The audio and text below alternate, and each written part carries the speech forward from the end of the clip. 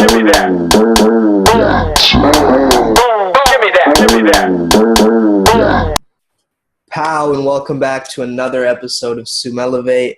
In this episode, I have a very interesting guest with us today. I hope that everybody had a very great weekend, and we're here on a Tuesday to start it off with David Caldecott, who is a consciousness coach who helps people get more connectivity in their lives and really connect to their authentic selves and higher selves, and also their animal selves, their primal selves. And he really helps us to unlock our psychedelic experience. Great to have you on, David. Yeah, it's great to be here, my man. All right, man. So tell me a little bit about how you started this journey. Okay, well, I'll go right back to original days in university. I studied physics. I always had a fascination with understanding how the universe works and what my place is in it. Absolutely. But I found that academic physics was too closed-minded. Everyone was stuck within their own little bubble and not really trying to draw lines between the other sciences and the humanities and things like that. So it bored me after a while. Mm-hmm. Then I got into business. I started a restaurant training consultancy. And the idea was that I would teach waiters how to use NLP and sales skills to improve their tips. Nice. It seemed like a good idea, but there was no money in it. So Yeah. after about 3 years of struggle and failure and chaos, that came to an end. But I did have a big success I got an investment from a guy. And this was when I first connected with a really influential mentor. So this guy was worth like £100 million. And to me at the time, I was like 23. I was like, I have no idea how to even conceive of that amount of money. So he kind of laid the seeds for what would later become the business approach that I bring to spiritual type coaching, consciousness coaching. And so after that business failed, I went steadily downhill. I got depressed. I got stressed. I was single. I started falling out with my friends and family, and it just got overwhelming what was going on in my head. Yeah. And I found my way through Aubrey Marcus. I saw an interview with him on Joe Rogan talking about Iboga, which is a plant medicine similar to ayahuasca that you may have heard of. Mm-hmm. Yeah. I found my way to it, and it just broke me into 1,000 pieces and gave me the chance to rebuild it in a better way. So that was like my big liberation moment, my big awakening moment. And then the problem is that after about 3 or 4 months, it starts to wear off and you start falling back into regular patterns. And this is something that I see a lot in space. You know, people go for ceremonies with ayahuasca, come back completely changed. And then 6 months later, a lot of it's gone. And the problem is that these types of ceremonies are so intense. Yeah. You don't really want to have to be going back every 3 months, do you? So, Right. yeah. So what happened after that was about 2 weeks after my spiritual awakening, I meet a girl called Nirvana, and she's perfect. And I think, well, bloody hell, you've given me a pretty clear sign here.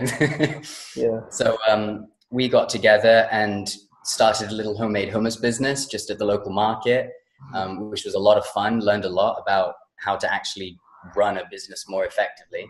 Mm-hmm. And then in the winter time, it started wearing off. People weren't buying hummus anymore. So I took the profits, bought her a diamond ring, and said, right, time for the next project. New chapter. Exactly. And by this point, I had started developing a practice that worked pretty effectively for prolonging that Iboga glow, as it's called, that Iboga high. Mm-hmm. And it looked a bit like yoga. It looked a bit like massage, but I couldn't see anyone else doing something quite like what I was doing. And it was intuition led. So I wasn't doing asanas. I wasn't following any kind of structure. I was just getting into a state of consciousness where I asked my body, what do I need to do? Right. And then the body would lead the stretch. And I pushed it very hard, and it was painful. And in the process of doing that, I raised my pain threshold. Suddenly, as I was getting rid of physical tensions in the body, I was suddenly able to work 18-hour work days. Love every second of it because I'm operating in flow.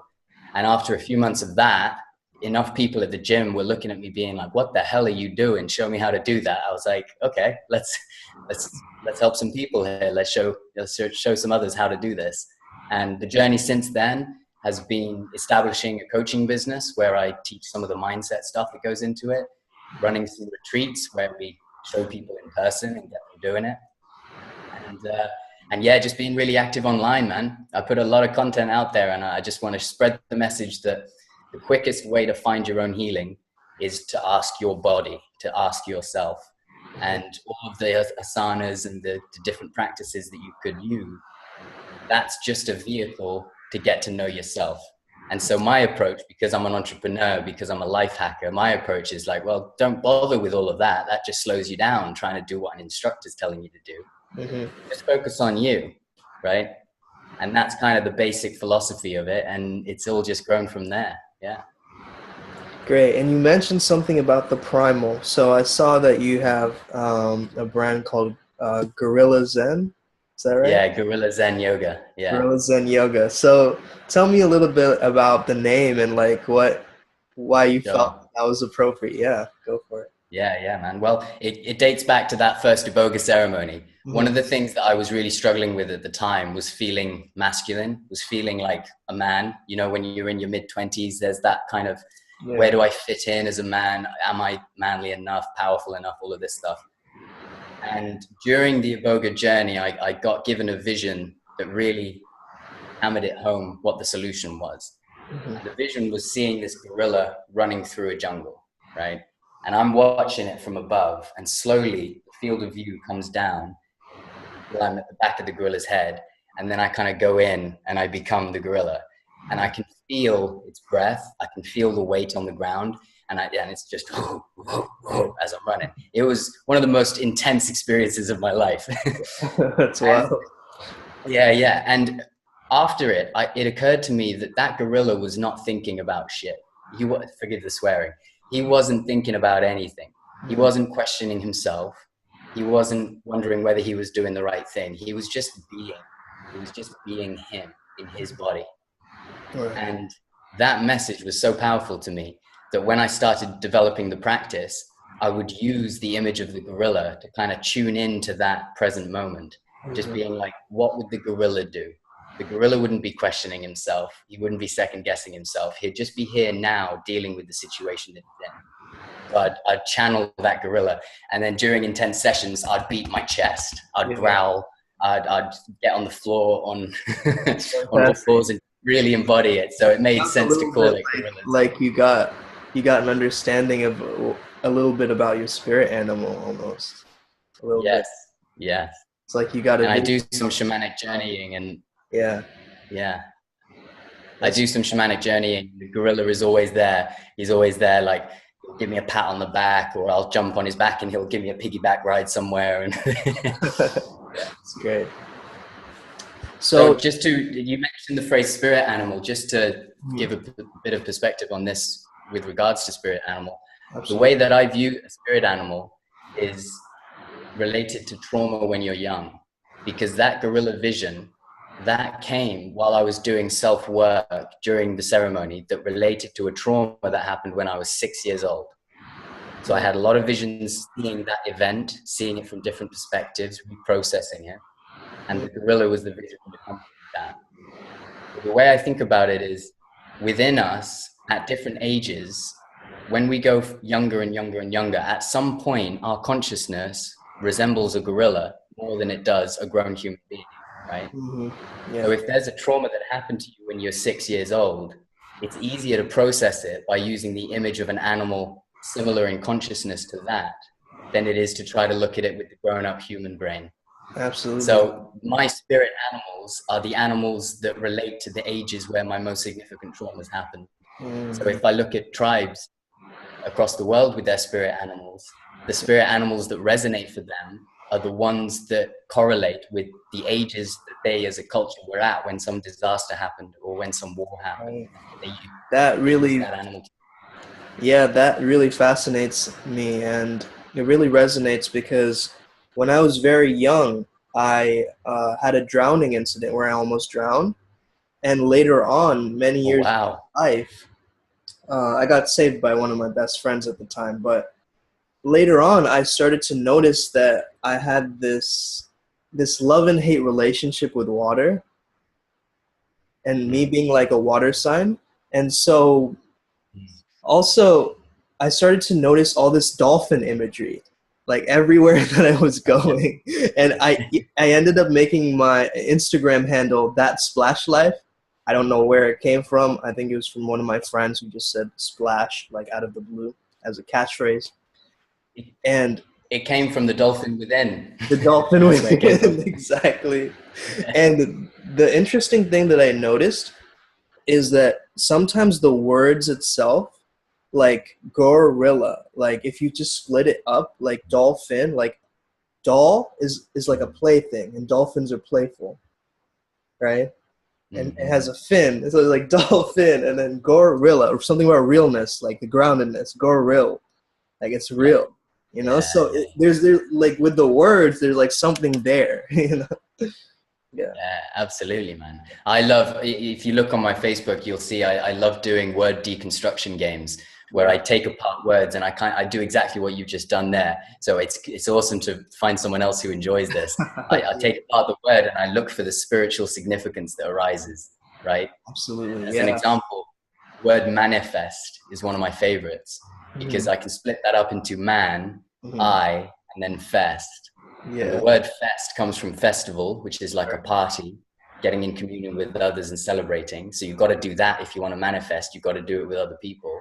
The man is telling you that you've got to use your male energy if you want to create new stuff, right? And the I in the middle is you've got to be led by the higher self. So you get those three parts of the word right, and you can manifest effectively. That's great. Beautiful.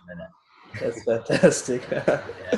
All right. So tell me a little bit about this this spiritual capitalist, this movement that you like that's going on. Tell me a little bit about spiritual capitalism. What does it mean to you, and how does it help people in terms of really getting their business or understanding themselves better?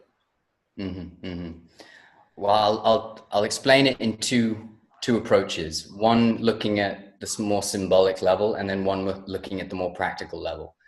So on the symbolic level, I approach all of life in the yin and yang way. There's male, there's female, there's black, there's white. And so for me, the idea of starting a business and only using male energy, and capitalism is a very masculine kind of thing, didn't resonate. And it explained a lot of the mistreatment that happens in business and a lot of the resistance towards business from people in the spiritual community, because they feel like it's too aggressive, it's too dominating. But I can recognize the value of capitalism, and I can see the importance of it, and a lot of people do. So spiritual capitalism is about recognizing that you've got the more feminine spiritual and the more masculine capitalism. And if you build your business, the business of you, with that in mind, then you'll have good synergy. So what that means on a practical level is making sure that you're operating with love first, that you're giving first, that you're supporting people, and that you're aligned with some kind of higher purpose and mission. But you're not getting all head up in the clouds, touchy-feely. You're also making sure that you're taking care of business, that you're providing for your family, planning for the future, and protecting yourself against the threats of a competitor gorilla that might come along and steal your stuff, right? Right. So you got to have both of them. Great. And then that's kind of the origins of the spiritual capitalism term. And then what we do with the people in our groups is we help them to operate more in flow.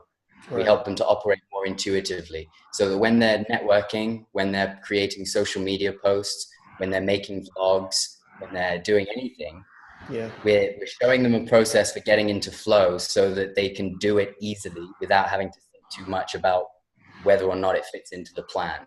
Because they set the plan, they've aligned to the plan, so they should be able to just trust to get it done and put the work in to make it happen. So it's kind of like a more intuitive approach to business, where you operate at extreme levels, you take loads of action every day, like 18-hour work days, but you're not busy worrying about whether you're doing the right thing, whether it's going to work. You're just doing it and creating what you want out of it. That's absolutely fantastic. I actually work primarily with flow with my clients, and it's Yeah, one of the greatest things that you see when people are in flow. It's this amazing feeling. It's like nothing else matters. Like time stops for you, and yeah, that's super productive. And I feel like as I help people get into flow, I get into flow myself. yeah, yeah, yeah, Like yeah. it's channeling back and forth. So that's absolutely great. So tell me, if you were to give yourself advice to your younger Mhm, self mhm. when you started, what would it be? If you could time travel and be like a wise old like you right now, if you could go back, tell your Yeah. younger self something, what would it be?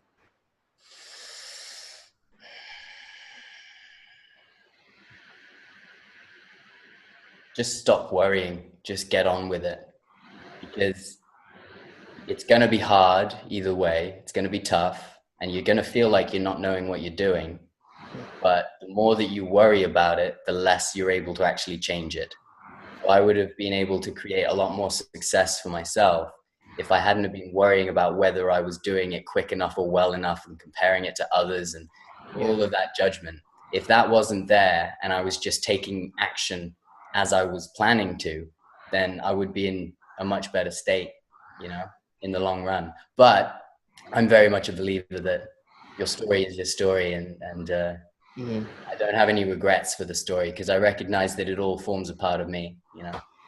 Yeah, and everything happens for a reason, right? Exactly, exactly. And I'd probably say to myself, don't be so resistant to spirituality, you know, Mhm. because with the physics background as well, I was raised a Christian and then I went to university to do physics. And if you mention God in a lecture theater in a physics course, you get Yeah. laughed out of the room. So it didn't take long before that was replaced with like a hardline materialist atheism. And Mhm. that kept me very locked in. And that caused actually a bit of a breakdown in my thinking that led me to Iboga, because as I started tuning into more spiritual levels, tuning into higher and lower levels within myself, because I was trying to filter it through the materialism lens, it didn't make any sense.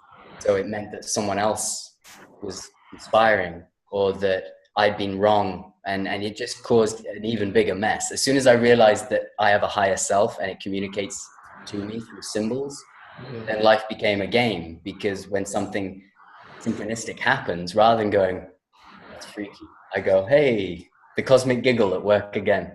Yeah. And when would so you were saying that the Iboga experience was your main like epiphany moment, that was the shift where Mm, everything changed for you. Talk mm, to me a little bit about what you felt afterwards, like what was the awakening mm, and that like for you mm. specifically. Well, it was the first time in my life that I experienced full presence of consciousness for about 3 weeks solidly.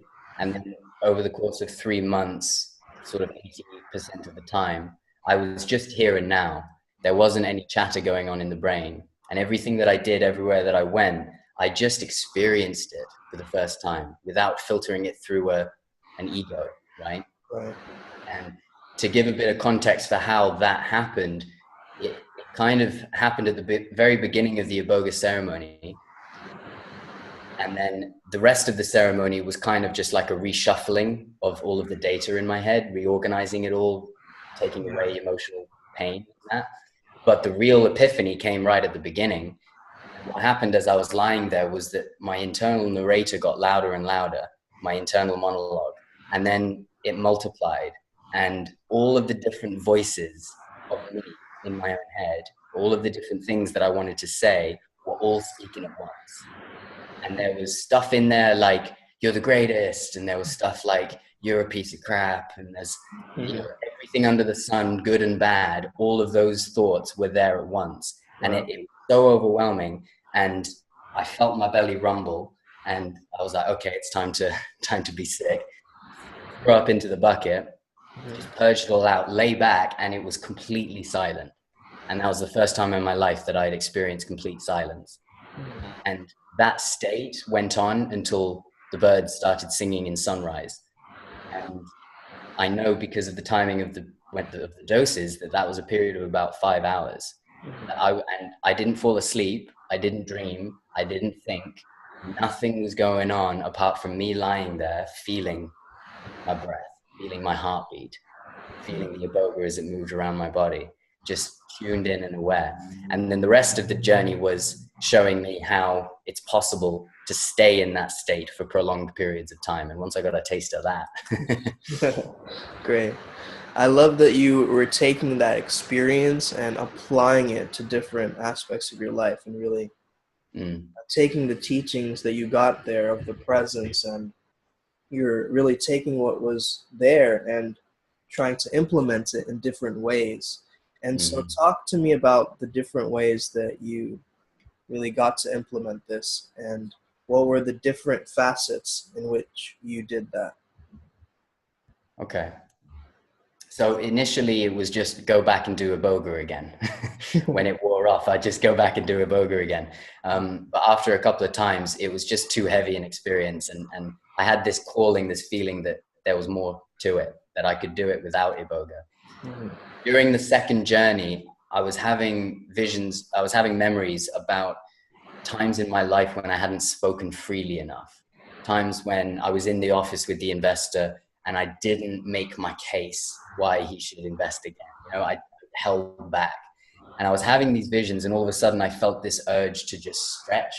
And there was a pop in my neck, a really loud pop, and it just went, and it felt like that whatever had caused that, me holding my voice back with the investor, whatever had caused that was there. It wasn't up here, it was there. And that pop was its release. And that was like my major epiphany that has led to Gorilla Zen Yoga, because the process is any of the distraction thoughts that you get, the thoughts that you notice, they're just the conscious brain's attempt to make sense of a emotional, spiritual experience that's going on somewhere in the body. So in that case, that tension was in the neck. The brain registered that there was a tension in the neck and then tried to explain it by coming up with a narrative. And the narrative might be, oh, I don't speak up enough, and that's because when I was a kid, this and that happened. And it comes up with a narrative that makes us feel, our egos feel like we're getting a handle on it, when in fact, the simplest way to deal with it is to just focus on the part of the body where that thought is stored, where that emotion is stored. So applying it to different areas of life, what that means for me is, before anything I do that's of significance, including an important conversation with Nirvana, and I love that I can say that. Yeah. I get into discussions with Nirvana, and it's no matter what I go into, my approach is always make sure that my body is not tense in any point. So I'll just check in with myself, and it's become second nature now because I've done it so much, but I'll check in and be like, oh, this finger's not complying. This finger is a little bit tense compared to the rest. So that finger might hold me back from expressing authentically what I need to in this moment. So before I do the thing, I stretch the finger and I get to work on it, right? Yeah. And so I apply that to all areas of life. Exactly. Business, personal life, family life. Makes it a trip, indeed. So in terms of this process, it's very interesting. It tells me that you have a lot of intuition on how your body is now working. You know its instrument now. And so to people just starting out to understand their bodies and who are so caught up in their heads, what are some ways they can immediately get present within their bodies? And what is something that you would recommend them to do that would get them to understand, oh, there's a little crook on my shoulder and that's affecting maybe my balance or something? You know? Yeah. Well, the tricky part is connecting the thoughts with specific parts of the body, because that takes repetition, and it's like you're getting to know a part of yourself. So you've got to do it frequently. But the place where I started really with this after the ceremonies was in the fingers. And I think that the fingers are a really good place for anyone to start, because they're very important. It's how you interact with the world. You type, you paint, you talk, right? So they're very involved in how you engage with the world. Yeah. And there's 10 of them. So there's 10 different potential personalities in each of these fingers, right? 10 different interests. And it's useful to start with the ring finger on the left hand. Traditionally, you know, the wedding ring goes on that finger. It's Right. to be connected to the heart. And that finger, for me, if I ever get thoughts or fears related to whether I'm being loved enough or whether I'm giving my love enough, probably coming from that finger. The fingers are nice because you get to kind of reflect, what is that finger responsible for? What does it do? The index finger, it points. So it sets the direction. Okay, so if I'm lost about my direction, maybe I'll stretch my index fingers while I think about that problem. The middle finger kind of is the leader. So the index one sets the direction. The middle one is the leader. The ring one on each side is to do with love and making sure that everyone's on board. And the pinky is the rebel. The pinky is the one that's like, let's, taking you up in new directions.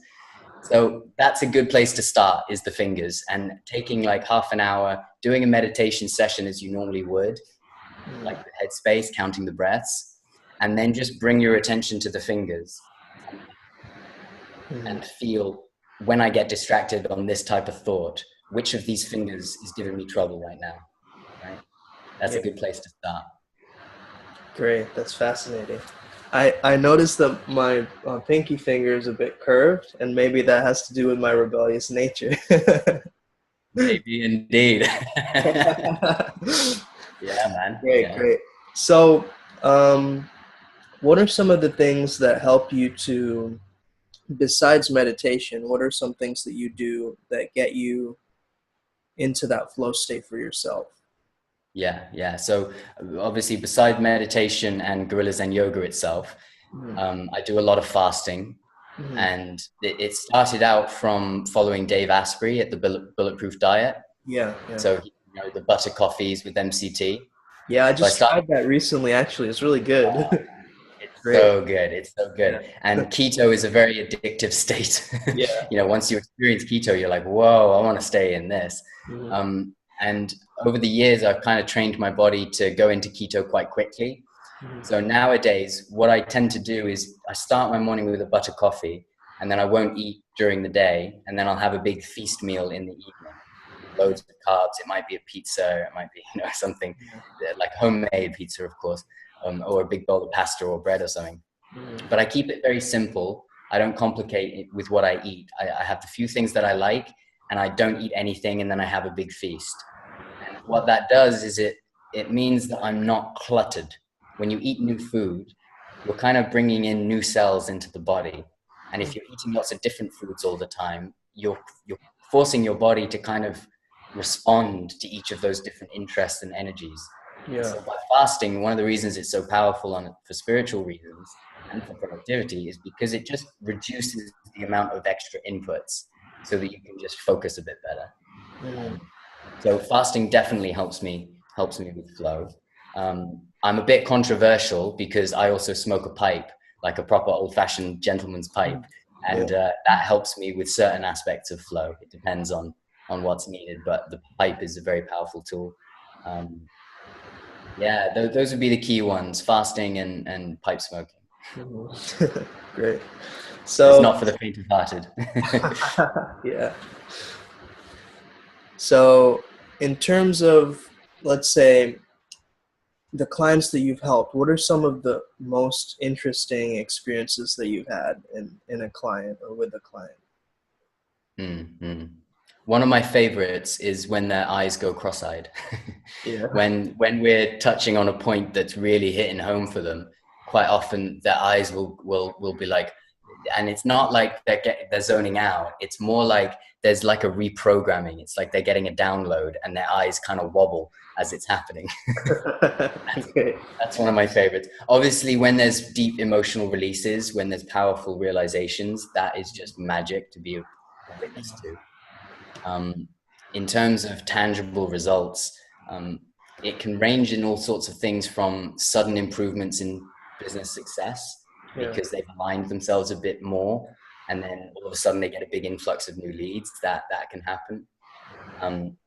It could be new relationships that form, like their dream partner just arrives, and rather than running away like they used to, they just go, all right, I'm ready, let's do it. Yeah. So there's a lot of different results that come through, which in the early days made it very difficult for me to define my niche, because every client I helped, we were doing different things.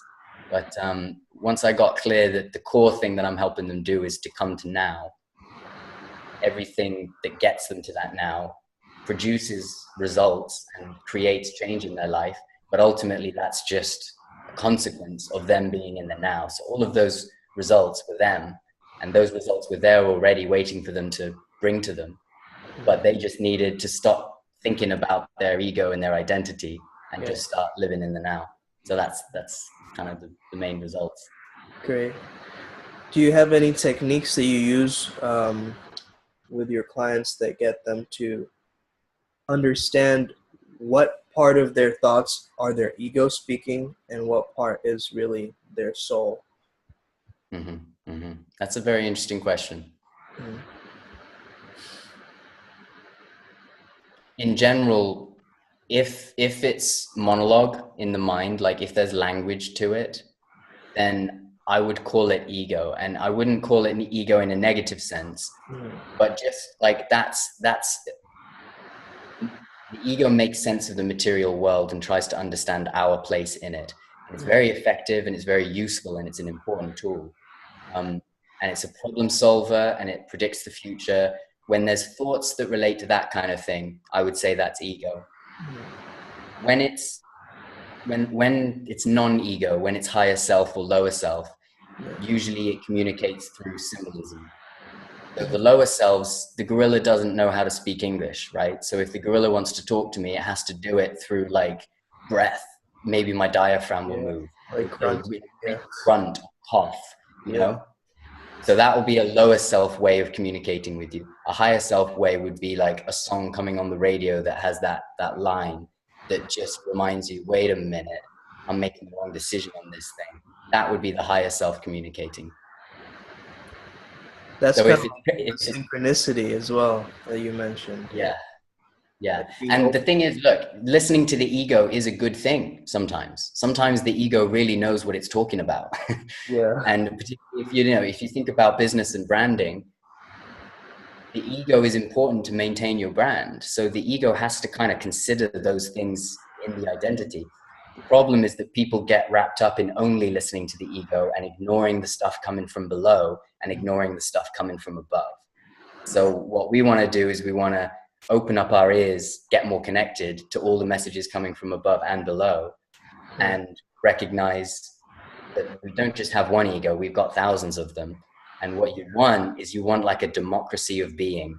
That would be a good way to put it. Yeah, that's great. That's actually something that I mentioned in my mentorship program.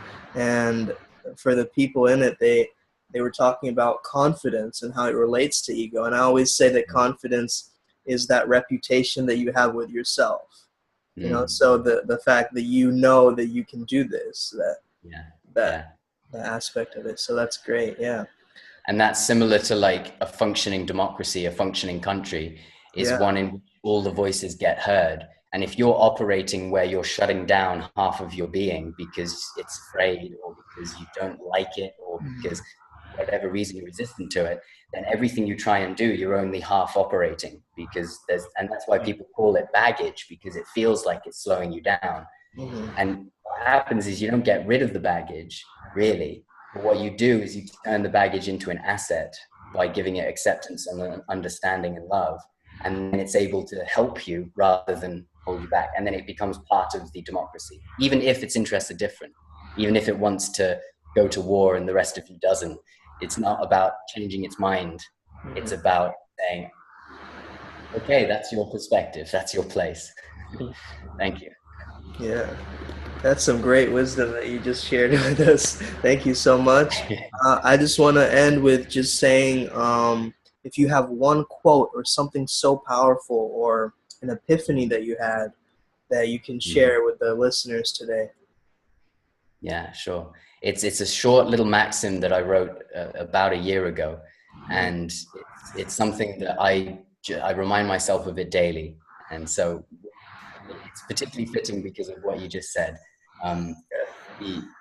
The fool's interest is to convince you that he's the wiser one. The wise's interest is to convince you that you are. And I'll leave it there. That's great. Thank you. Thank you for being a part Cool, of the SUMELEVATE podcast. And It's been my pleasure. how will people contact you, man? Sure. So the easiest way, I'm very active on Facebook. So shoot me a message at The Real David Caldicott, and that's my personal profile. My page is David Caldicott Media, where I put some vlog videos and some more extended talking videos where I discuss some of these topics. And then on Instagram at David Caldicott and at Gorilla Zen Yoga. Great. Fantastic. All right, man. Thanks for being a part of this, and bless up. Peace out. Namaste. Thank you for having me. All Peace, right. love, and courage, man. Bye-bye. All right. See you, man.